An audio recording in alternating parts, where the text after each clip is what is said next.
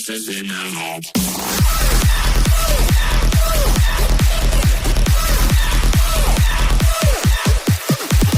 hey there creeps, how's it hanging? Welcome back to my channel. Today I am bringing you the 5th look in our 13 Days of Halloween series with Reagan from The Exorcist. This is a look I've been wanting to do for a while, so I'm finally glad I got around to it. If you are new here, go ahead and subscribe and become part of our creep family. We do really spooky stuff here. Also be sure to like, comment, and share this video if you enjoy it. It would really help me out and I would appreciate it. Thank you. But without further ado, if you would like to see how I created this look, then please keep on watching. Alright, so I'm going to start off with this wig cap, contacts, and super sexy pajamas. Taking a glue stick, I am going ahead and putting a bunch on my eyebrows to block them out, using a spoolie to brush the hairs upwards and flat against my head, and then put about 5 to 6 more layers of that on there. Once that has dried down completely, I am then setting it with some translucent setting powder, and then putting a thick concealer like the Tarte Shape Tape here, and then blending it in with my finger. I'm putting some more setting powder over top of that, and then going in with my favorite product in the world, Scar Wax. We're going to be using the Scar Wax to create our cuts, so I'm first putting some Prozade down in the areas that we're going to be putting the Scar Wax. Make sure to have Vaseline on hand, as you need this to be able to manipulate the Scar Wax, otherwise it will stick to your fingers and you will hate your life. So I'm just putting that down over the tacky Prozade and then blending it out with my fingers and the edge of the spatula. And once that's blended into my skin a decent amount, I'm then going in and using the sharp end of the spatula to create the little cuts on my face. So once you're ready, go ahead and continue this process all around the rest of your face, wherever the cuts are going to be. So as usual, make sure to grab a good reference photo so you can get this look as accurate as possible.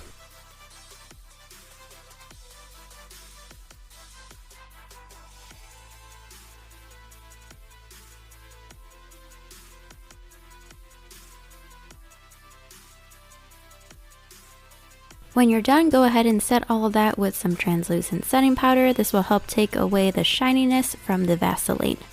I'm then going in with foundation, just placing this all over my face, blending it in with the sponge to start blending in that Scar Wax and all of that with our actual skin. I'm then going in with my alcohol activated face paints and using the lightest shade in this palette. I'm stippling this all over my face, creating a very uneven texture, but I want to kind of have more of that like dead, sickly look, if you know what I mean. I'm then going to go and prep my eyelids with some eyeshadow primer, and then grab a brown eyeshadow palette. I'm just kind of taking a medium brown shade and just blowing this all over my upper and lower lid, making it really messy and just blown out.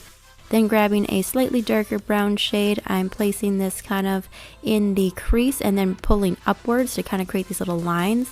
Then blending that all out with a big brush, putting a little bit more of that dark brown underneath my lower lash line, and then placing some black on the inner corners of my eyes to make them a little deeper and more recessed.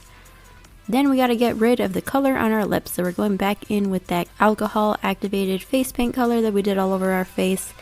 We're going to be putting this all over our lips and then placing some dark brown eyeshadow in the center to kind of accentuate those grody, cracked lips. Then going in and grabbing an indigo color for an eyeshadow and then placing this under my eyes to start creating these kind of eye bags.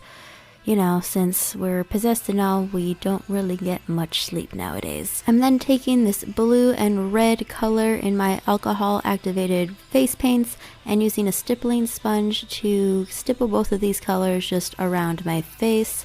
Again, look at your reference picture to see where these kinds of colors would be best suited. They do start to kind of create a little bit of a bruising effect, as well as just like an uneven, sickly skin texture. But yeah, go ahead and just continue layering on those colors until you get the result that you like.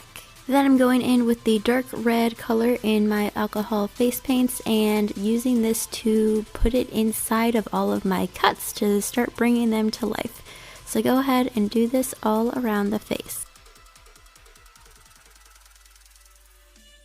Then I'm going in with this super fun product called Zombie Guts, And basically what it is, it just comes in these little pouches.